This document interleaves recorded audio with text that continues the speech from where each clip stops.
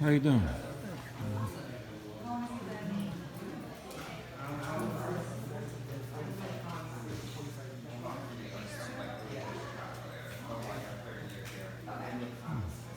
Cool stuff, man.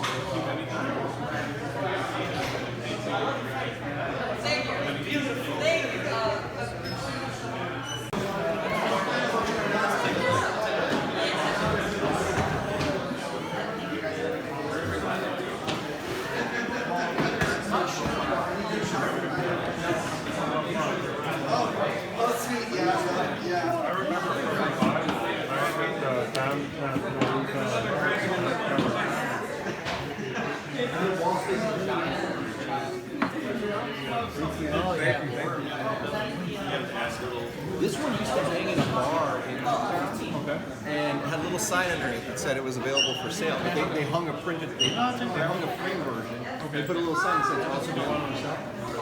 I don't have a card. My next is 15.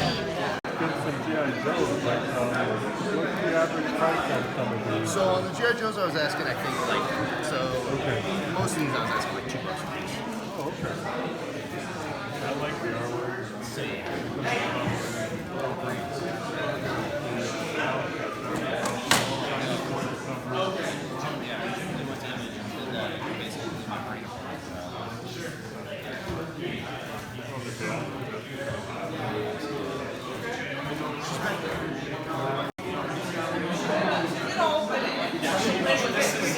This is not collection. This is all her opinion. What are you saying?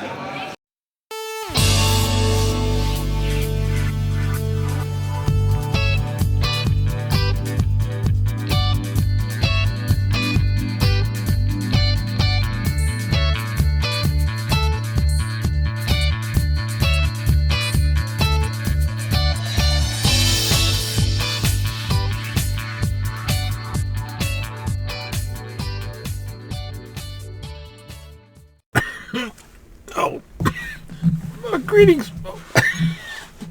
God. Greetings, everybody.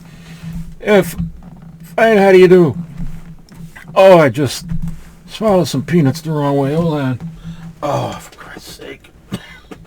Man, that never happened to me before. Holy crap almighty. Oh, those clips that you saw were from tiny little mini-con.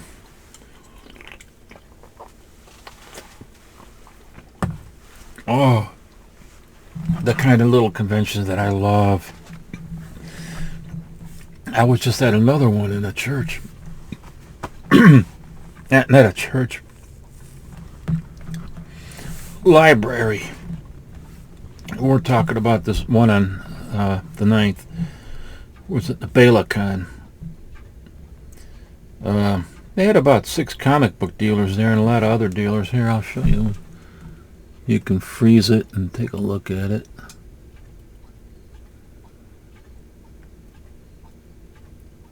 That's where I was. I got some pretty good deals there. I'll show you all these books in a minute.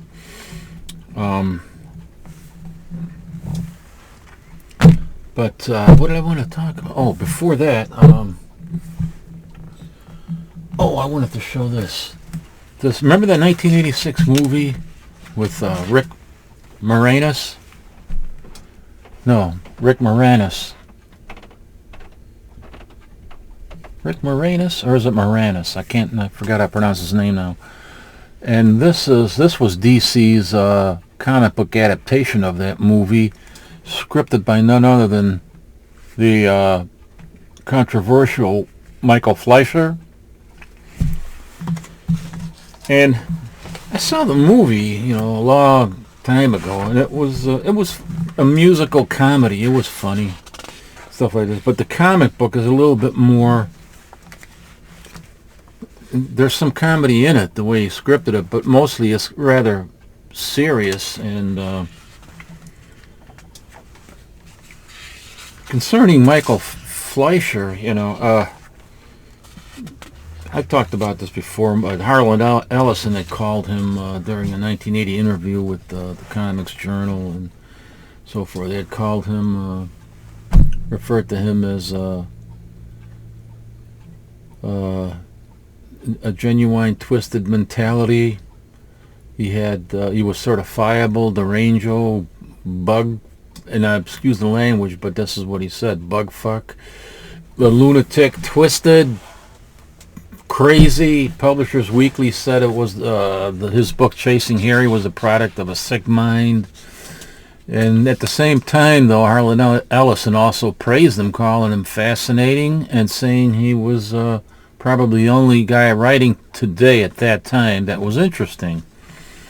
So he both praised him and criticized him at the same time. And then he did say later that a lot of what he said was meant in a humorous vein, but you don't praise somebody and say that he's doing you love his work by calling him a twisted mentality, certifiable, he's deranged, bugfuck, crazy, lunatic, twisted. You say all those things. Oh, I meant that because I like him. I meant that as a compliment. No, the stuff he meant as a compliment was when he said the guy was probably the only interesting person at that time that was writing for comics. And he also said he was fascinating, and so I don't know. It's controversial. I don't know. I think Ellison, he's a little bit controversial himself, but he did both simultaneously criticize him and praise him at the same time. I mean, how can you do that? I don't know, but he did it. But Chasing Harry, yeah, I almost said Dirty Harry. I always think of the movie Dirty Harry when I'm thinking of that book. And the book was pretty brutal, what he wrote in 1979. There was a byline, he called it. What was the byline of that book? I can't remember now. It was a book of sexual terror. That's what it was, sexual terror. And that's what was happening in this comic book. He wrote about, where was it? Oh, here. I mentioned this before too. Michael Fleischer wrote this story about a pedophilic Santa Claus who murders this young girl about 10 years old. The guy hangs her from a ceiling in his room, and then he's about to do the same thing to a boy who's a similar age, about 9 years old or whatever.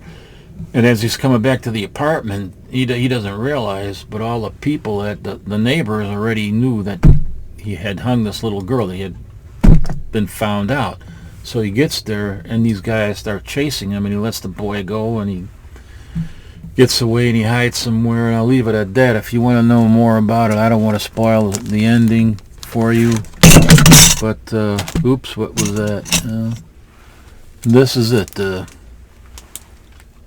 Forbidden Tales of Dark Mansion, number 15. Check it out. That was a shocker to me even when I reread it recently. And in this one, the Little Shop of Horrors, he put a more serious tone on it. The movie was a Roger Corman, I think, and it was kind of a comedy horror, but he made it more of a serious. He scripted more in a serious vein. DC did this comic book adaptation of the film, scripted by Michael Fleischer, and you can see the girl's got a black eye. She had a black eye in a movie too, if I remember that correctly. But she's just being brutalized here. She's being, let me see what I got some post-its here so I can recall the pages. She almost acts like oh,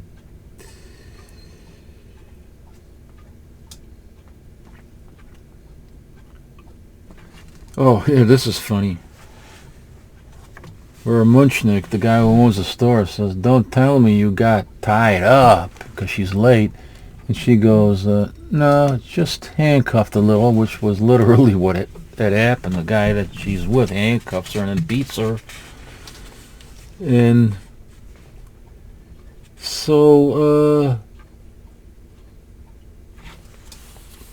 the guy is trying to tell her, leave him, leave this idiot, that beats you and sexually abuses you. And she says, "That's for sure, but I can't leave him." "Why not?" "He'll get angry." He writes it to make her look like a complete idiot. So she says, "And if he does this to me when he likes me, imagine what he'd do if he ever got mad." And he goes, "Oh, Audrey, I give up. Her name is Audrey," and so forth. I don't. He makes her look stupid, and she's very abused sexually, physically, and psychologically in a more serious vein, though. And this guy is totally nuts. He's a dentist, like in the movie, and he abuses his own assistant. He throws a metal helmet and hits her in the head with it. As far as I remember, that wasn't in the movie. What else does he do? Oh, he brutalizes his patients by yanking teeth and drilling without any Novocaine or anything like that. You wonder how they even would go to this dentist, And then, of course, he doesn't like her to talk unless she's being asked something, and then when she talks, he looks at her and says, "What did you say? Did you just say something?" "No, sir. No, doctor. Please forgive me. Please excuse me." Makes just, I don't know, man. There is some funny stuff in here, but to me, it looks like it's all more serious, especially here, where he's beating her again. You could see the shadow, he slaps her around, and just, I don't know, man. It's just kind of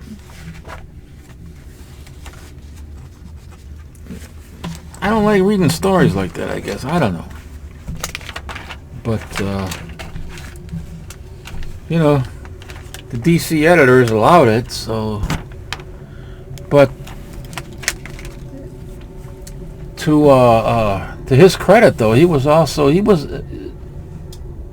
himself probably a pretty decent human being. I think that my personal opinion is that he must have had some kind of bad experience, in his youth that made him think of women in a negative way for a while, or maybe he had some negative views about women to some extent. I don't know for sure. That's kind of speculation on my part, but I do know that I think he was about 4 years old when his mother divorced his father. And then at the ripe age of about 20, the ripe young age of about 20, he got married, and then a mere 3 years later, he was divorced. So he had some negative experiences that might have affected the way he would write stories. It could be speculation on my part, but I think that might be part of the reason. I don't know, but his stories are kind of, they really are deranged. But to his credit, though, he was a humanitarian. He went to Africa and he engaged in something extremely dangerous, like the removal of mines that were in war-torn areas of the Middle East and Africa. And what else did he do? I think he did something. He finished something for he wrote a book on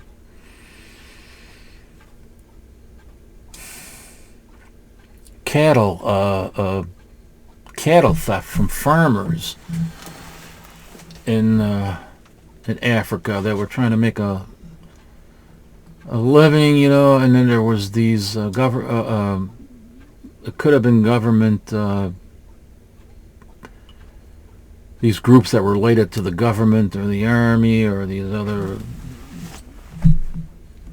gangs and stuff that harassed and stole cattle and things of that nature, something like that. He wrote a book about it, I guess.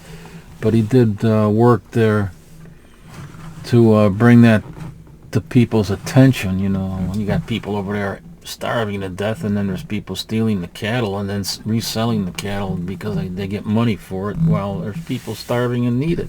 They need the cattle.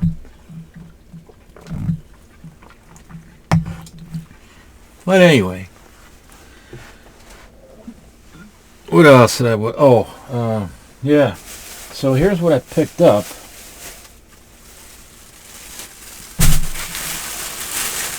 Oh, and it is an interesting read, so pick up this book.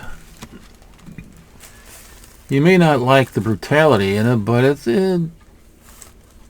take it for what it's worth, you know, and pick it up and you might like it. I like the book. I actually like reading it. I just didn't like the seeing the girl in there being so brutalized, but yeah, that's just me. I don't know. Anyway, I picked all these books up over there at that BelaTinyCon. And this was the most expensive book that I picked up there. This is a gold foil variant. Batman #1.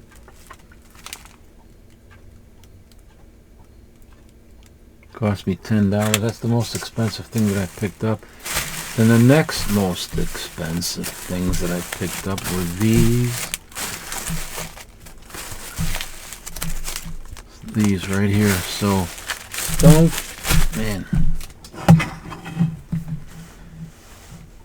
I had to put eye drops in, you know, my eye medication and stuff. And then the new camera and everything. I'm not even sure if I'm seeing straight.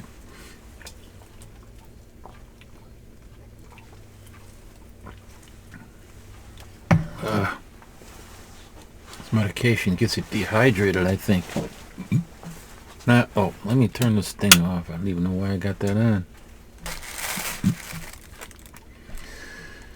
These are the next most expensive books that I don't pay attention to the sticker prices on the comic, because he ended up giving me a deal where they only cost me $3.33.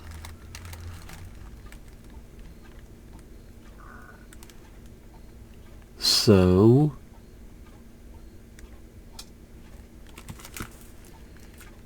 this is $173.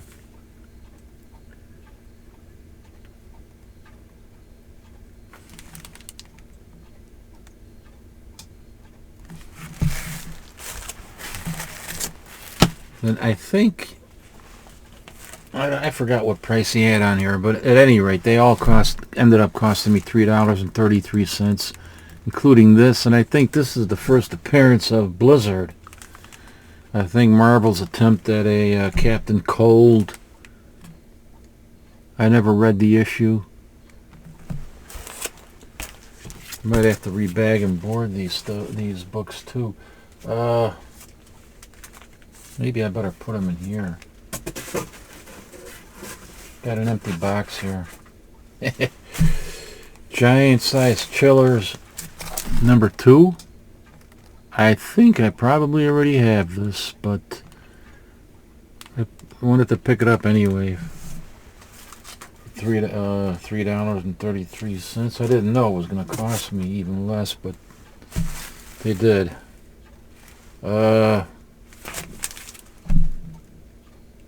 King size annual Number 4 of Iron Man.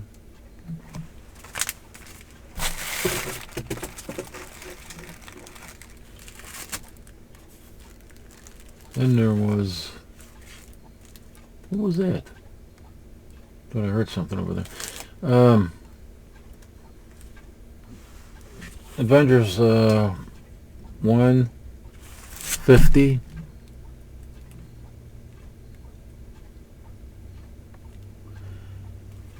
I actually ended up paying more for this because they all broke down to $3.33 each. Look at the size of that. 25 cents. Look at how big that is. Got a good deal on this. The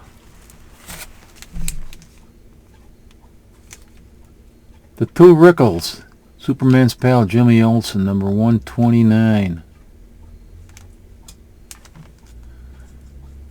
Don Rickles. I think, yeah, Kirby did the cover, and as far as the caricature of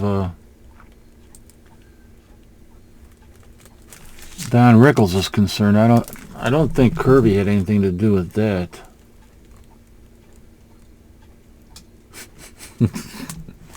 Yeah, I don't think Kirby had anything to do with that caricature of Don Rickles. I don't know who did that, but... And then the next most expensive books were $2.50 a piece, and these were... I didn't originally pick these up, but I love Mars Attacks, and when I saw these and I got them for $2.50 a piece, I picked them up. Mars Attacks and Red Sonja.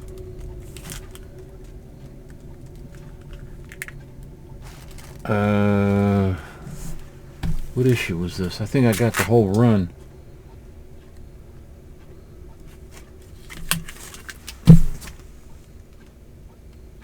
Oh, it says right there, but I might... Oh, this is number 1. There we go, right there. Number 1. They're all mixed up.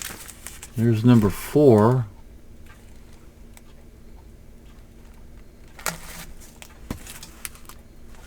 Here's number 3.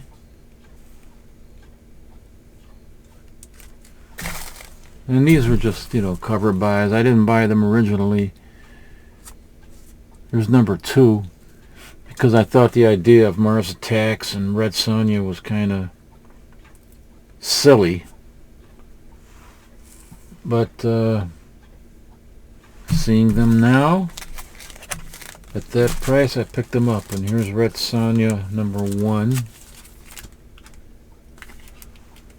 So that's, I don't know, one of these is a variant. I do like this cover better.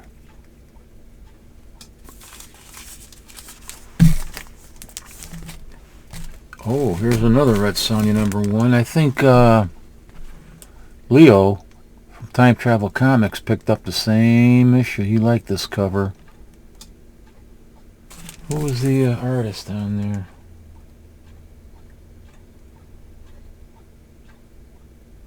Fuji, I think. Don't know. Here's a variant of number 5.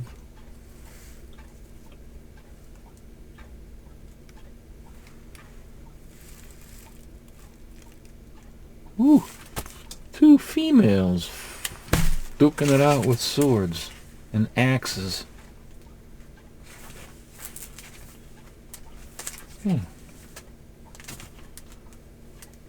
Oh, wait a minute. That's not a variant. Yeah, it is. It has to be a variant. Couldn't they have?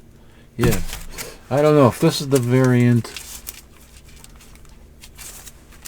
Number 5. And here's another number 5.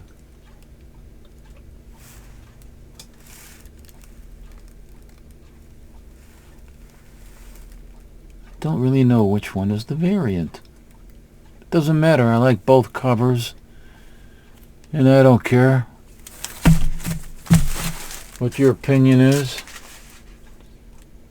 I like it. I pick it up, especially if it's only $2.50. This is a nice cover, man. I wonder if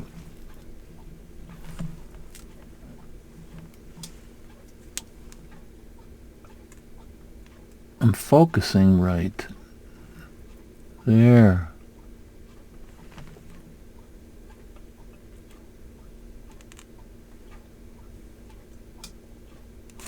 Well, anyway, so that was $2.50. Then all the rest of them in here were, what did I pay for these? They ended up costing me like 65 cents a piece, or 66 cents, 65 cents a piece.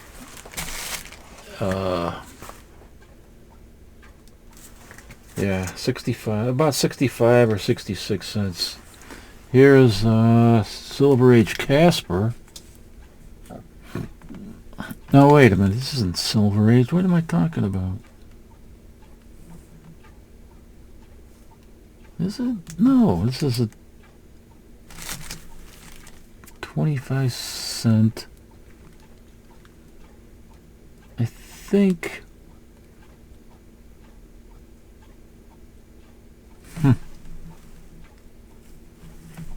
I think this is a Bronze Age book from the late 70s. Oh, TV Casper. This has got to be the late 70s.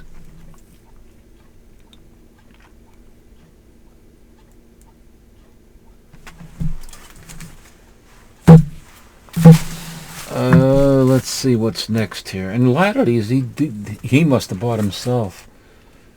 He did buy them at half-price books himself. This is a Fantastic Four 350. It's still got the half-price books sticker on there. $1.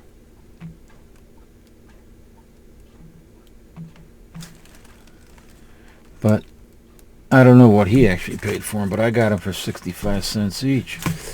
So here's another Fantastic Four 330. Great Dr. Doom cover. Look at that. Ah, that's such a great cover.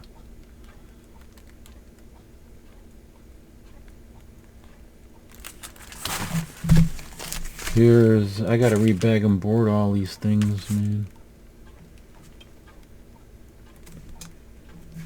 Look at that. Oh, this is a nice Superman Family $1 issue. Oh, he had an original price tag of $2.50 on there, I guess. 208, $1. Superman Family number 208. All new stories and no ads. How do you like that? Here's the Fantastic Four Fantastic Four.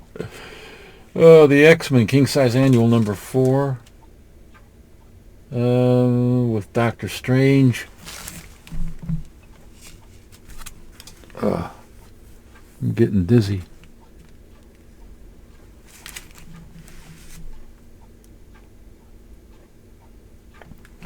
Freaking this medication, man. Wow.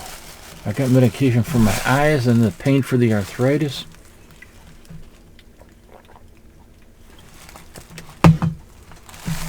I just love these small conventions. You can wheel and deal, and sometimes you can find a lot of great stuff there. And it's in the neighborhood. Man, I don't like these large conventions anymore. I don't even want to go, but Leo wants to go all the time, so I go with him. And sometimes I find great deals there, but I much rather love going to these little cons any day. I think this is the first appearance of somebody. I'm not sure who. The cover is reminds me of Somebody's first appearance. Probably a minor first appearance, but why do I remember something? But I can't figure out who it is. Well, anyway, okay. So this Batman 491.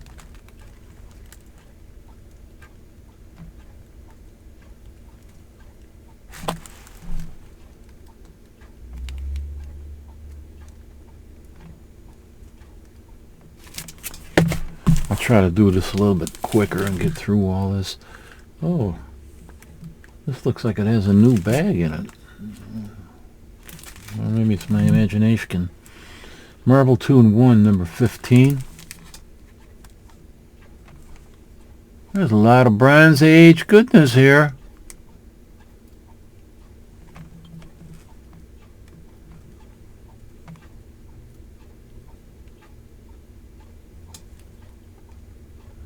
And if I'm not mistaken, I'm pretty sure I got some SilverAge stuff in here too. The Spectacular Spider-Man 163. Spidey in Bondage.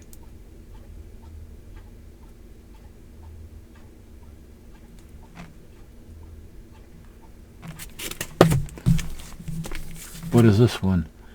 DC Birds of Prey issue 100 special extra-sized anniversary issue.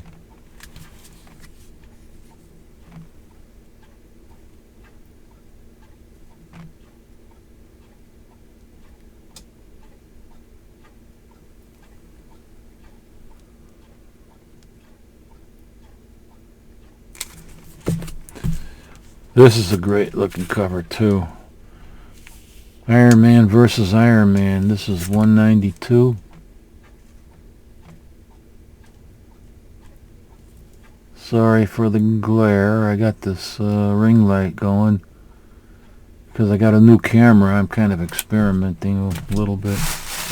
Machine Man number 13.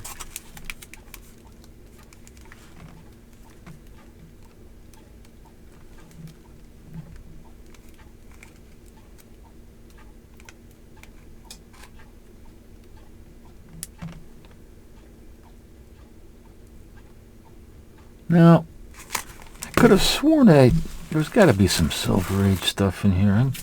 Well, whatever. I don't remember. Maybe there was something in the bottom of the pile.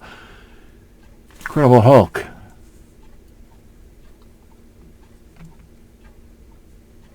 Another great looking cover. 354. Captain Marvel. The new Captain Marvel from 1979. That's in a Mylar bag. How about that? Number 62.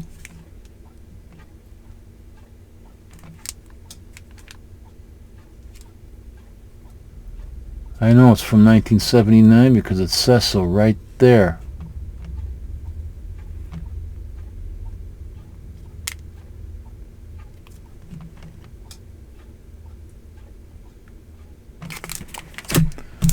Marvel Team Up 104. And these are all in great shape. Most of these are in very high grade. Well, fairly high grade. I can't say 9.8, but 9.0 near mint, 9.2. Here's a Red Skull cover. Amazing Spider-Man 366.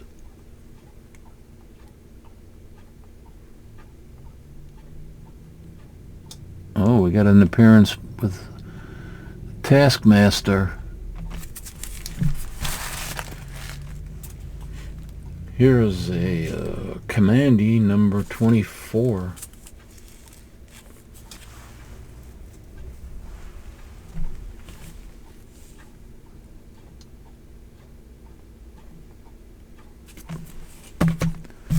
Oh, this is great. This is Lars of Mars from Eclipse number 1 in 3D, and the glasses are in here. I checked it out.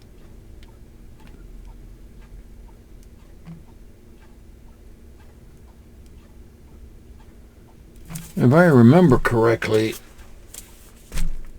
there were only 2 or 3 issues of Lars of Mars, and I think I might have at least a couple of them. Maybe I'll show those in the Halloween video. Here is Marvel 2-in-1 King Size Annual #1.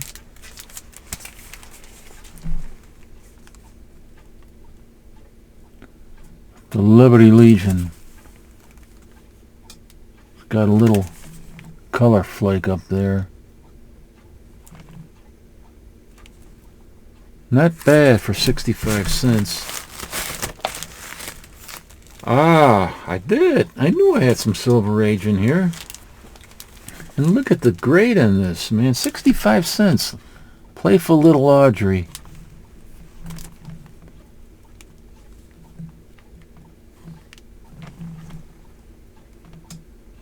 Number 73. Got no board in there, but looks really great. I might already have this too. Oh, this can be a Halloween issue. I'm gonna have to put this over here with my Big Bang comic. Look at this. When the Führer says, "Ja, das ist the master race, Sieg Heil, right to the Führer's face. Not to love the Führer would be a great disgrace." Remember that cartoon? Was that? I think that was a Walt Disney Donald Duck cartoon. Oh, this was a cool cover. Ghosts. Look at this. 109. This is something I might have this already too, but I wasn't gonna pass this up in this condition. High grade, 65 cents. This can be another Halloweeny cover. Oh, I forgot. It did. There were some that weren't bagged or boarded. This is cool here. Dead of Night. Oh, it's number 11. I almost said number 1. Dead of Night with the Scarecrow. All new Marveldom's #1 Shock Star. How can you go wrong with that? And he had 2 of them, and I bought them both.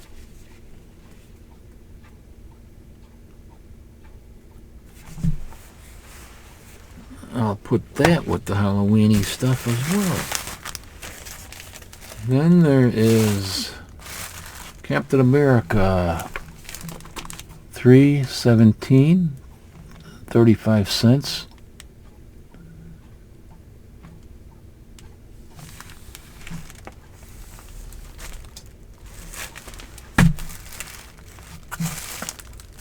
This I was happy to find, a nice, reader copy. I know, I think I showed this in a recent video, but I'm gonna pick it up. 65 cents. Beware, it's got Frankenstew.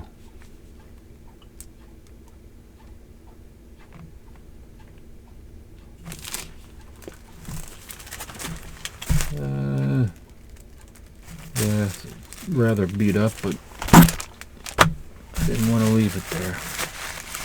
What is this now? Captain America. Oh, here's another one. 217. 217.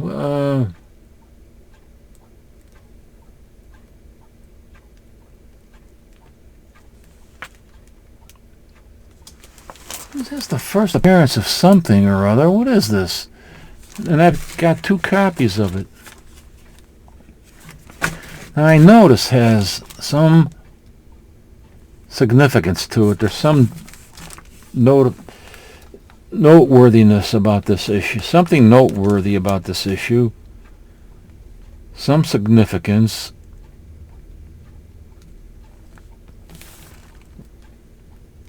The first appearance of something. I don't know, man. I know it's the first appearance of something.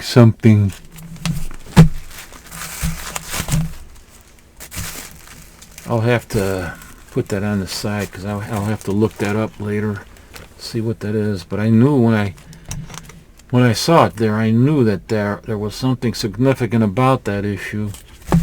And they were nice high grade, so I picked them up right away. The Defenders number 85.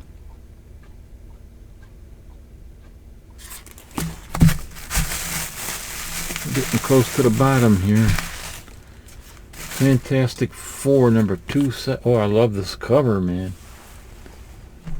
271.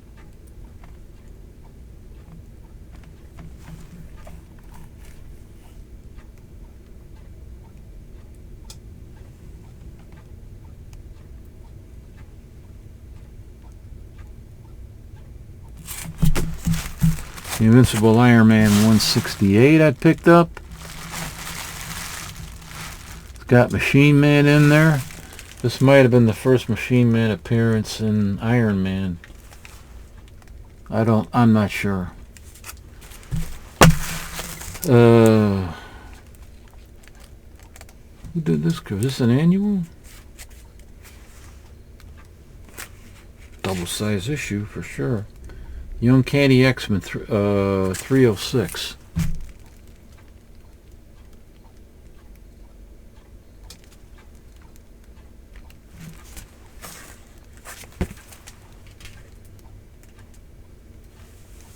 Let me take this out of the... Oh, it's upside down. Maybe I better than that.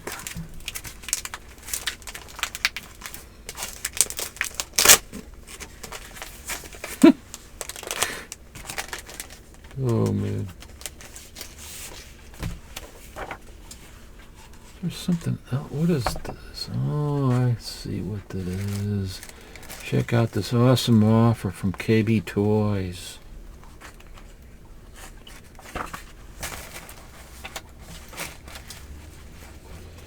See the darkness.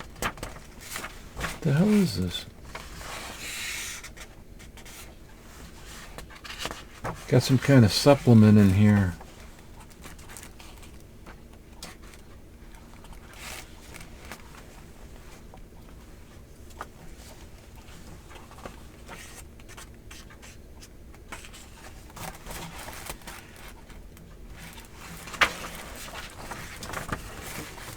Promo for a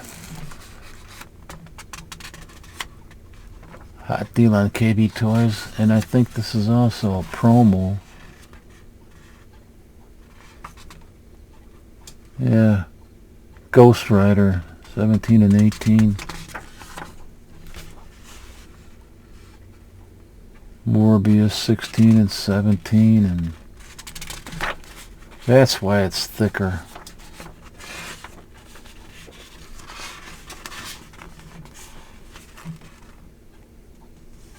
Doc Strange.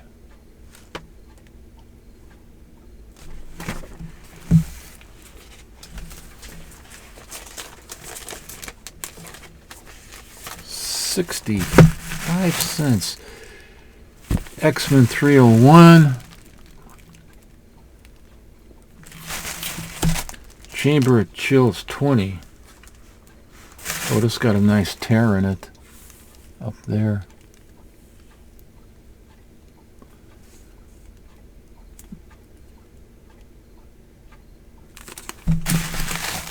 Fantastic Four 351.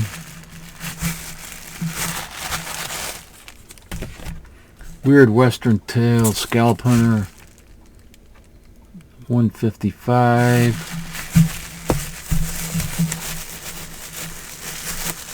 Sakes.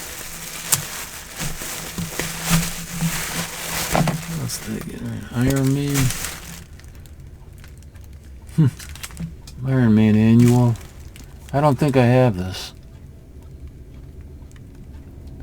In fact, I know I don't have it. Number 11. 171, The Avengers. Great cover again.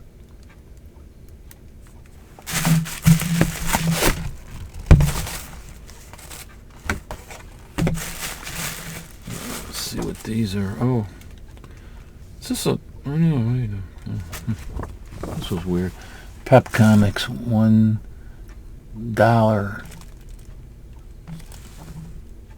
Six Archie Giants series, Pep Comics, number 614.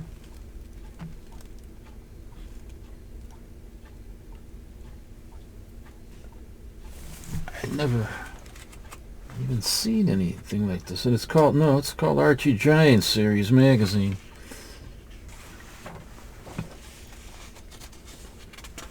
Archie Giant series magazine.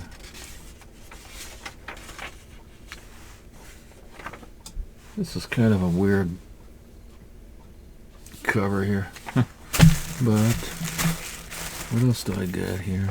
Fantastic Four 387. These aren't even back. Oh, this has got the sticker on it, but I don't care. I can get that sticker off with I have a couple of adjustable heat guns that I use for modeling and stuff. Here's 181, Fantastic Four. We're there. Iron Man 1, Secret Wars. This is Secret Wars 2. Iron Man 1, 97. And that's it. So, mostly Bronze Age. I guess the only Silver Age was that.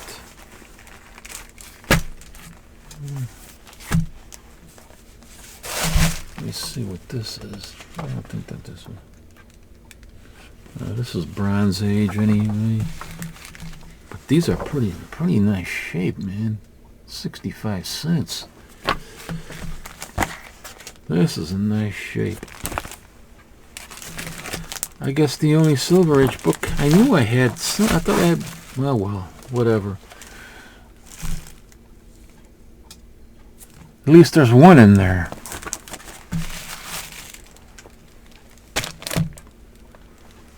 One Silver Age goodness. Oh, I gotta put these Halloween stuff. That one. Nope, not that one. So that's about all. That's it, what I picked up at that little con. It's pretty amazing, huh? I mean, I think I got... Oh, there's a Chamber of Chills. That should go with the Halloween pile here. So my next task will be to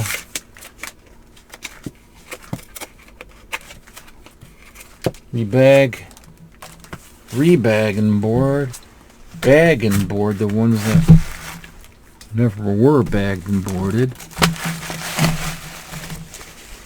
and look them up to see if there's any significance on any of these. I know there is on this for certain. I'll find out. Or you can let me know in the comments. So, well, that was a long one. I thought it was going to be short, but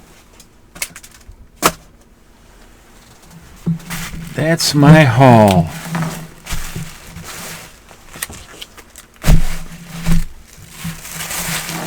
Say it was a fairly good haul. So,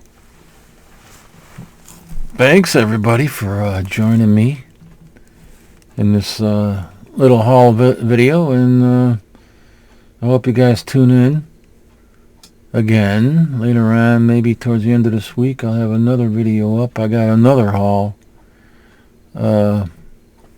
video to put up from stuff that I got off the internet.